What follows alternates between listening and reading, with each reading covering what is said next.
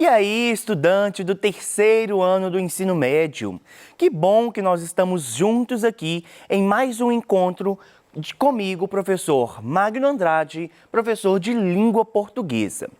Hoje nós vamos falar sobre um conteúdo muito interessante e que faz parte da leitura e da interpretação de textos. Sempre quando você lê um texto, você se depara com esse tipo de informação. Informações explícitas e informações implícitas. Nós vamos entender melhor como que funciona essa história e vamos ver alguns exemplos práticos em que você perceberá que, de fato, ao ler algum texto, você se depara com esse tipo de informação, tá bom? Portanto, na aula de hoje nós iremos trabalhar com a organização temática e reconhecer informações explícitas em um texto, além de inferir informações, dados, fatos, argumentos, conclusões implícitas em um texto. Beleza? Bom, a compreensão completa de um texto necessita da observação de elementos explícitos e implícitos oferecidos por ele e pelo contexto.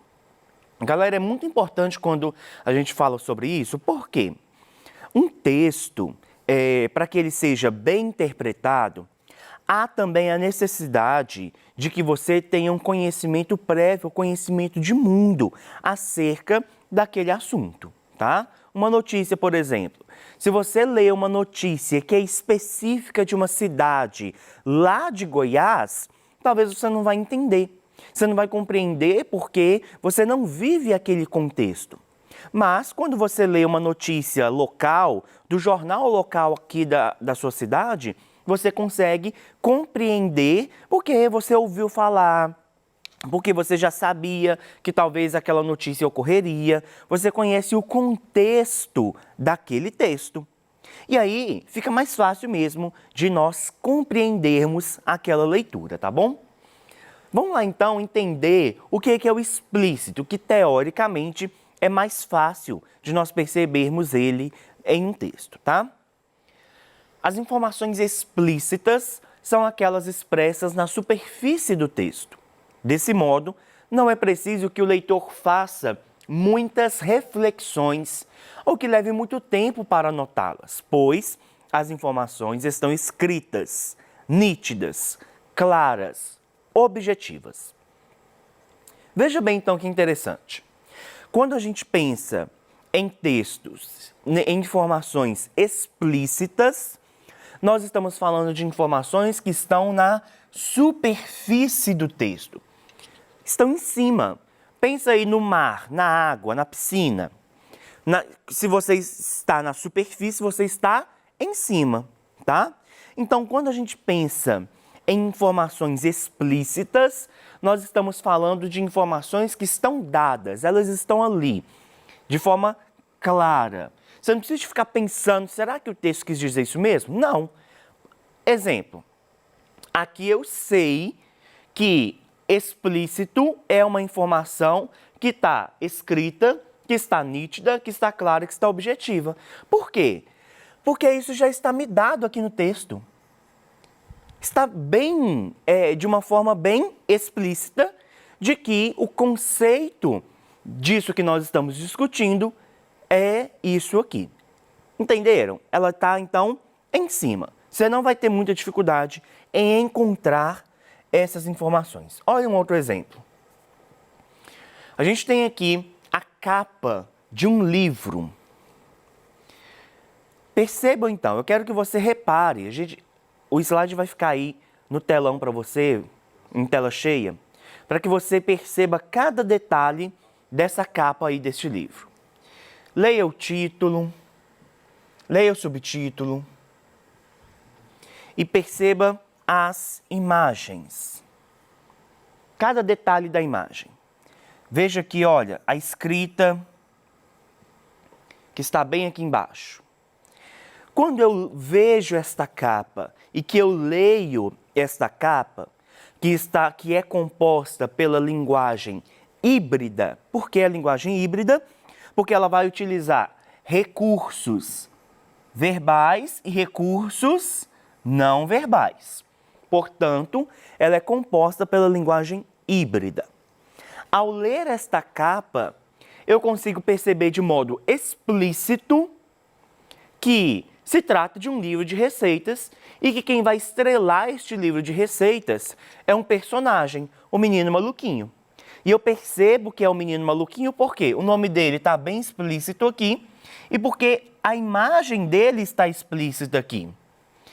Se você conhece a história, se você já acompanhou as histórias em quadrinhos, até os desenhos, e tem filme inclusive do Menino Maluquinho, você já sabe que essa é a imagem. Um menino com uma panela na cabeça é o Menino Maluquinho. Percebo então que as informações estão explícitas. Eu tenho aqui embaixo falando, olha, com as receitas da tia Emma. Portanto, a gente fica sem dúvida nenhuma de que este livro tratará sobre receitas, ensinará as pessoas a produzirem algumas receitas. Beleza?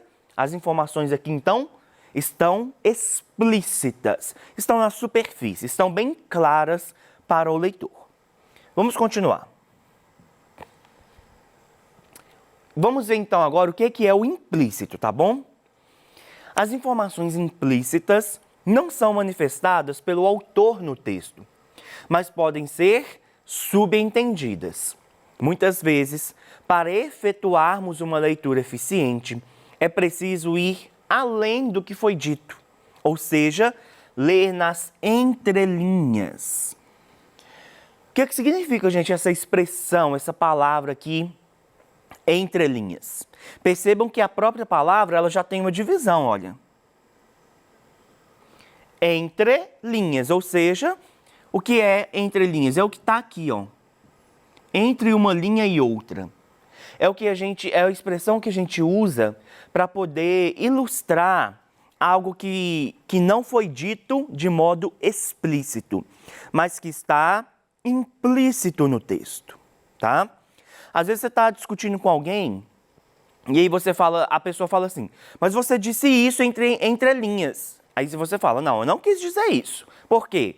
Você pronunciou aí uma frase, uma oração, uma expressão, que a pessoa entendeu de um outro modo. Ela leu entre linhas.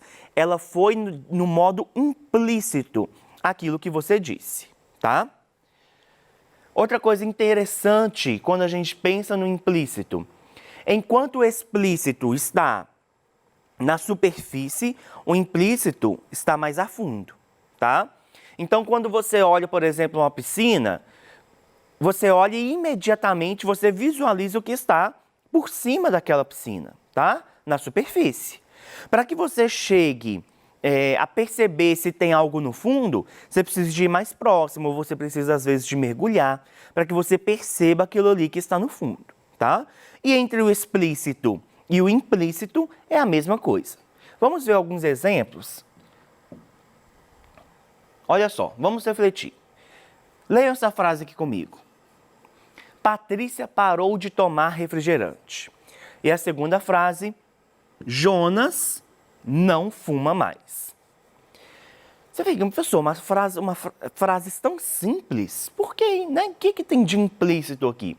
Gente, se a Patrícia parou de tomar refrigerante, isso aqui é a informação explícita, tá?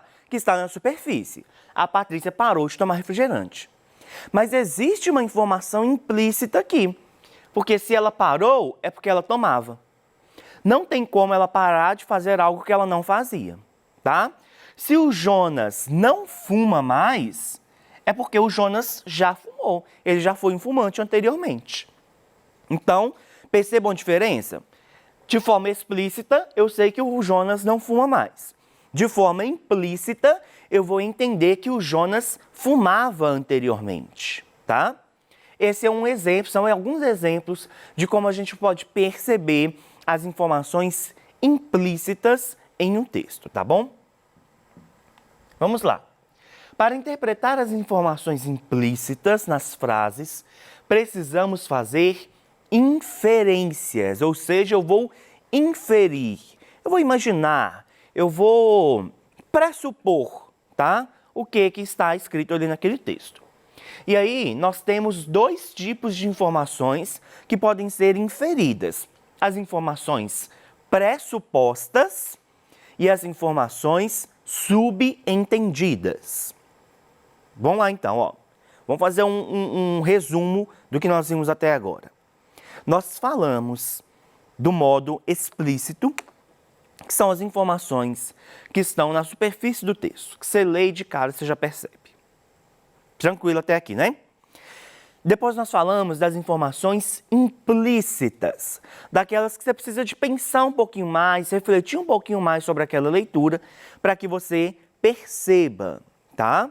Porque ela não está na superfície, ela está entre linhas. Então, você precisa de se esforçar um pouco mais para poder perceber aquela informação no texto. Beleza? E aí, dentro da implícita, a gente precisa de fazer inferências para poder perceber essas informações.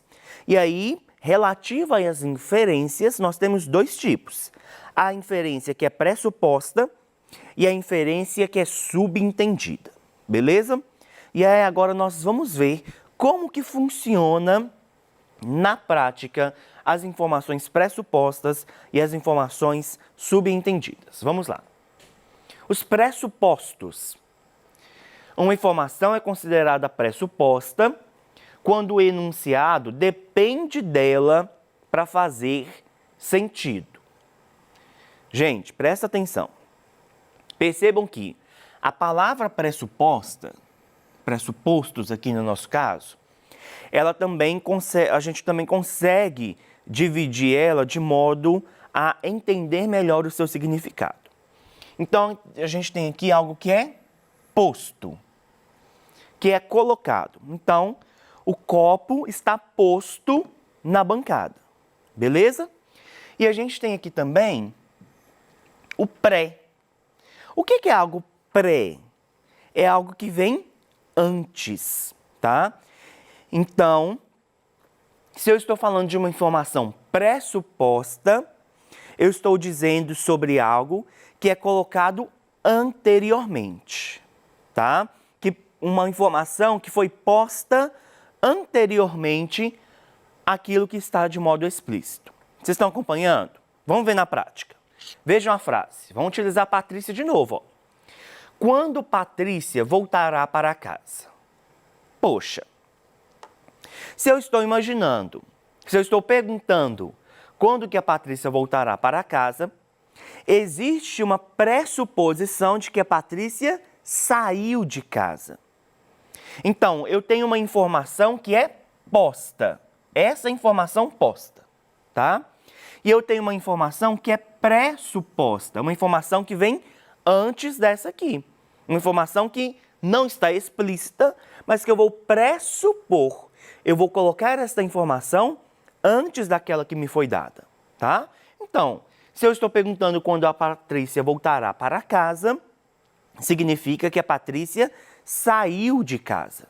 Por quê? Porque como eu perguntaria quando a Patrícia voltará para casa se a Patrícia estivesse dentro de casa? Percebam que existiria uma incoerência. E a gente leu aqui que os pressupostos é uma informação em que aquela que foi dada depende da outra.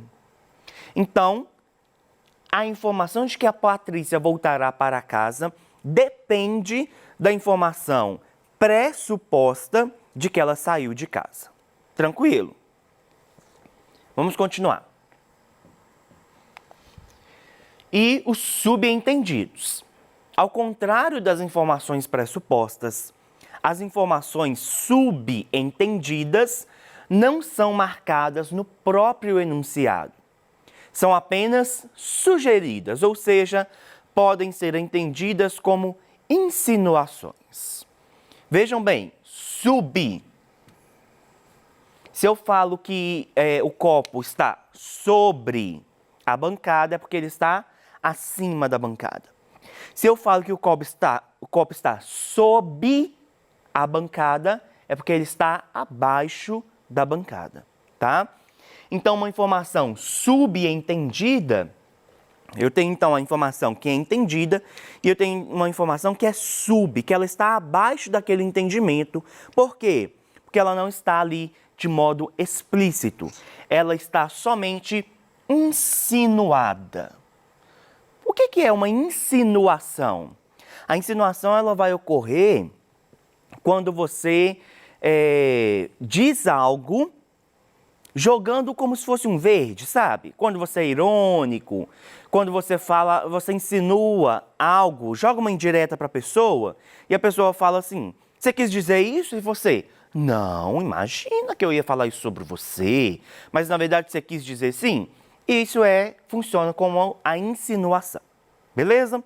Vamos ver na prática como que isso funciona? A gente tem então uma imagem. Esta imagem, ela é uma propaganda, tá, de um carro. E esses dizeres aqui é o que está escrito aqui, tá? Um carro que diz onde você chegou antes mesmo de ter saído da garagem. Gente, presta atenção como é interessante esta expressão. Primeiro que ela pode ser uma expressão ambígua, tá? E se você, estudante, não sabe o que é algo ambíguo, você vai procurar nas aulas já ministradas para o segundo ano do ensino médio, que eu já falei sobre o que é a ambiguidade, beleza? Então, não perca essa aula.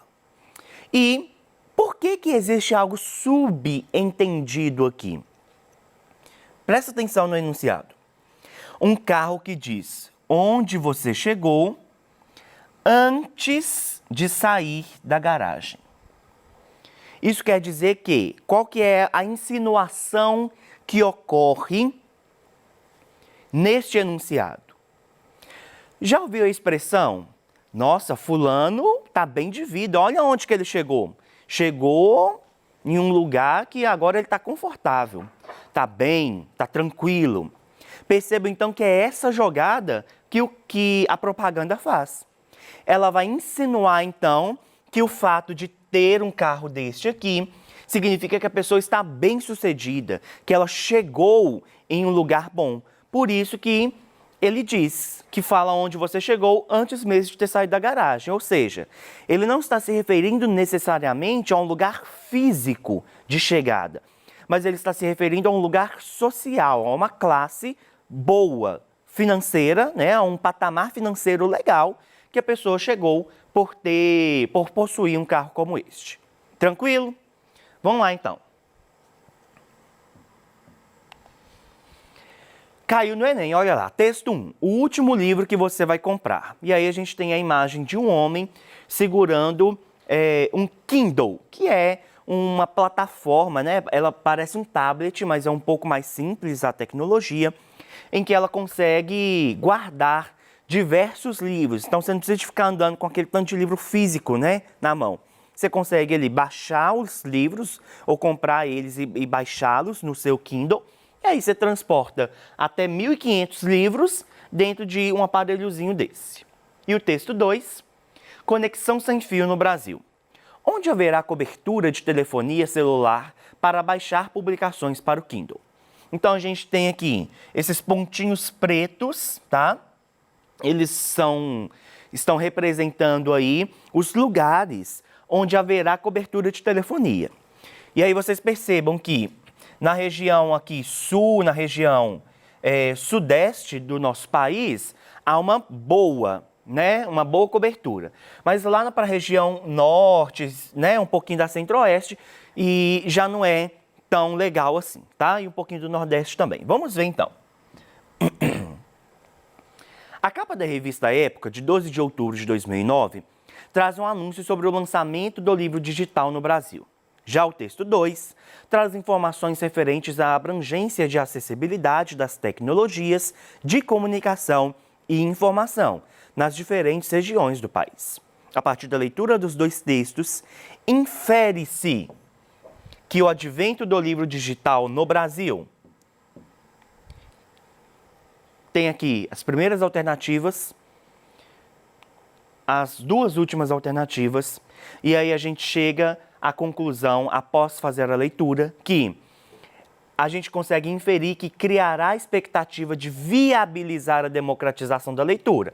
Muita gente vai poder ter muitos livros.